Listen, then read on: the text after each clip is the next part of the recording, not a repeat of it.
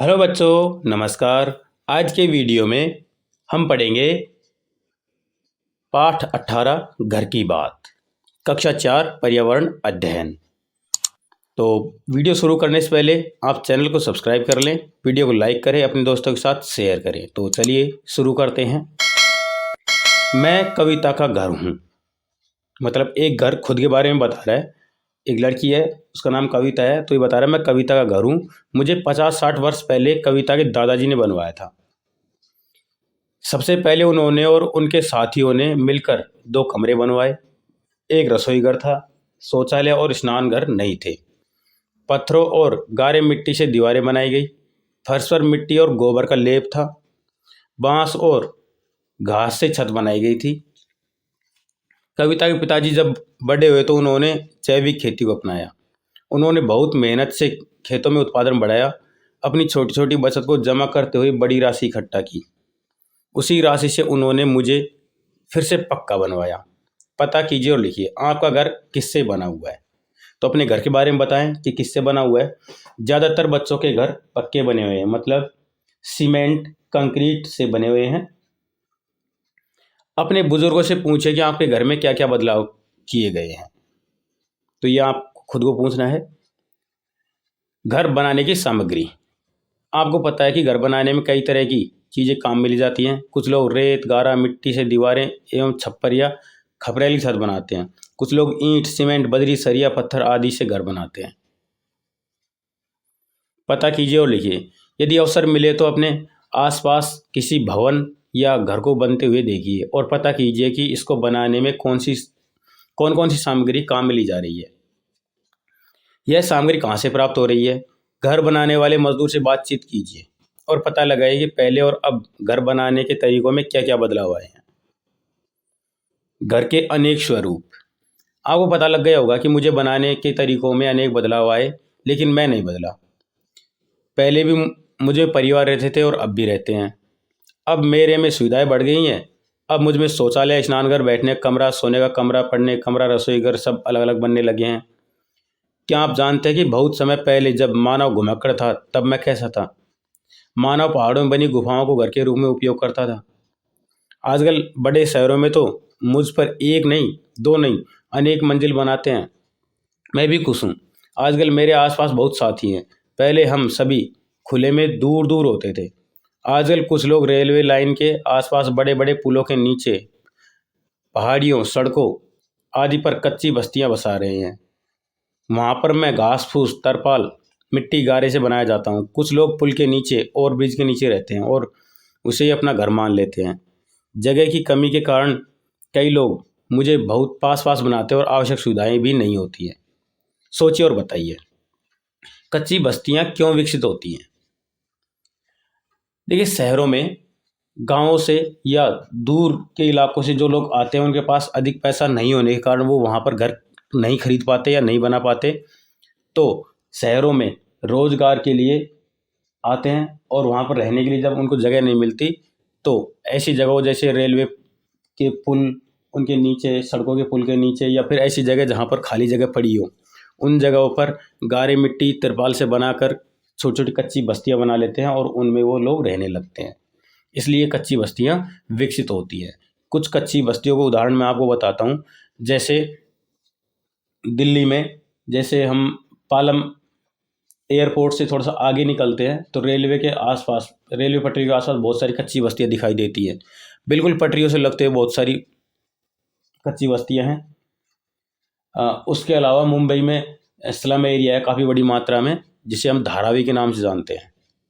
तो यहाँ पर बड़ी मात्रा में लोग रहते हैं और बहुत छोटी जगह में बड़ी संख्या में लोग रहते हैं। वहाँ रहने वालों को क्या क्या समानताएं समस्याएं होती होंगी, क्या क्या समस्याएं होती होंगी। देखिए, जगह कम रहने के कारण वहाँ पर मेन समस्या शौचालय की होती है। दूसरी जगह कमी के कारण वहाँ पर सोने की कमी होती है। खाने पीने के सामान की भी बहुत ज़्यादा कमी होती है। यदि कुछ बीमारी फैलती है तो वहाँ पर बड़ी तेज़ी से बीमारी फैलने लगती है। उसके अलावा वहाँ पर झगड़े भी होते रहते हैं, क्योंकि कम जगह में ज़्यादा लोग रहते हैं तो वो भी झगड़ते रहते हैं और अपराध भी बड़ी ज़्यादा मात्रा में वहाँ पर फैलता रहता है। तो ये समस्याएं वहाँ पर देखने को मिलती है।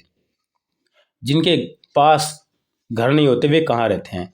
जिनके पास घर नहीं होते वे सड़कों या रेलवे की पटरियों के आसपास बने पुलों, सड़कों के नीचे बने हुए जगह, या फिर खाली जगहों पर जहाँ पर कोई सरकारी ज़मीन है वहाँ पर कच्ची बस्तियाँ बनाकर रहते हैं। हमें रहने के लिए घर क्यों चाहिए? हमें रहने के लिए घर इसलिए चाहिए क्योंकि घर में हम अपनी सारी सुविधाएं रखते हैं, अपनी धन संपत्ति, अपने रहने खाने पीने का सामान वहाँ पर हम सुरक्षित रखते हैं। घर हमें मौसम की मार से, पशु पक्षियों के खतरे से, बीमारियों के खतरे से आदि सबसे हमें बचा कर रखता है, इसलिए हम घर बनाते हैं। अब बात करेंगे हम जानवरों के घर के बारे में। यह भी कीजिए, आपके आसपास बने चिड़िया के घोंसलों को प्रतिदिन दूर से निरीक्षण कीजिए। ध्यान रखना, दूर से ही देखना है, चिड़िया के घोंसले के पास नहीं जाना है, क्योंकि उससे चिड़िया परेशान हो सकती है। कि जैसे हम टाइगर से या किसी और दूसरे जानवर से डरते हैं, वैसे ही चिड़िया हमसे डरती है। यह कौन सी चिड़िया का घर है? इस घोंसले की आकृति कैसी है? चित्र बनाइए। चिड़िया कब आती है और कब जाती है? इसका जवाब आपको देख कर देना है।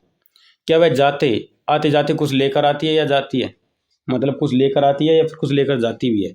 तो ध्यान रखिए, हमेशा कुछ ना कुछ लेकर आती है।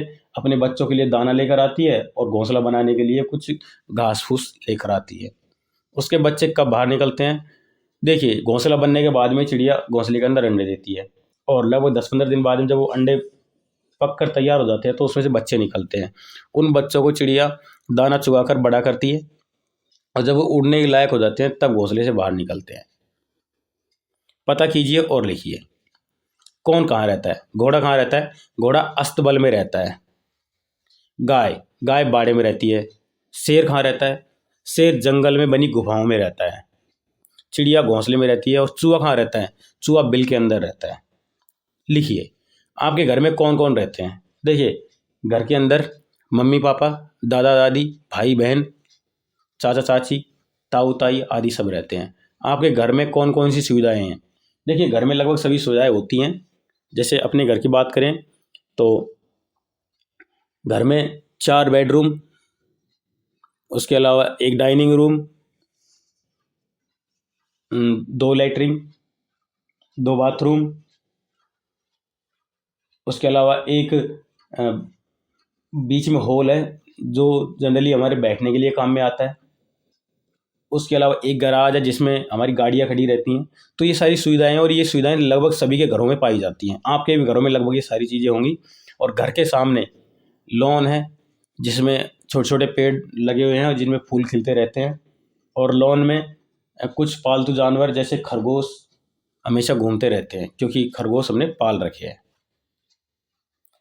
हमने इस पाठ में क्या सीखा? देखिए, घर हमें सुरक्षा देता है। घर बनाने में कई प्रकार की सामग्री काम में आती है। घर कई प्रकार के होते हैं, जानवरों के भी घर होते हैं। जाना समझा आप बताइए। कुछ प्रश्न है जिनके उत्तर आपको देने हैं। घुमक्कड़ मानव के घर कैसा हुआ करते थे? देखिए, घुमक्कड़ मानव या तो पेड़ों पर रहते थे या फिर जंगलों या पहाड़ों पर बनी हुई गुफाओं में रहते थे। घर कितनी तरह के होते हैं? अलग अलग प्रकार बताइए। देखिए, घर सामान्यतः 2 प्रकार के होते हैं, कच्चे और पक्के। कच्चे घर ज़्यादातर एक मंजिला हुआ करते थे। ये गारे मिट्टी से बने हुए होते थे। और पक्के घर या तो एक मंजिल होते हैं फिर बहुमंजिला होते हैं। ये ज़्यादातर कंक्रीट, सीमेंट, ईंट, बजरी आदि से मिलकर बने होते हैं, जिसमें सरिया भी बड़ी मात्रा में लगाया जाता है। पाठ के अंत में घर ने ऐसा क्यों कहा कि आजकल मेरे आसपास बहुत साथी हैं? क्योंकि जनसंख्या अधिक होने के कारण लोगों को घरों की अधिक आवश्यकता है, और ज़मीन उतनी की उतनी है। तो कम ज़मीन में ज़्यादा घर बनने की वजह से घर आजकल पास पास बनने लगे हैं। अंत में घर हमें एक संदेश देता है, अलग अलग प्रकार के होते घर, परिवार को रक्षा व सुरक्षा देते घर। इसी संदेश के साथ में हम ये पाठ को ख़त्म करते हैं। जाने से पहले वीडियो को लाइक ज़रूर कर दें, अपने दोस्तों के साथ शेयर करें और चैनल को सब्सक्राइब जरूर कर लें। चलिए मिलते हैं अगले पाठ के साथ में। धन्यवाद।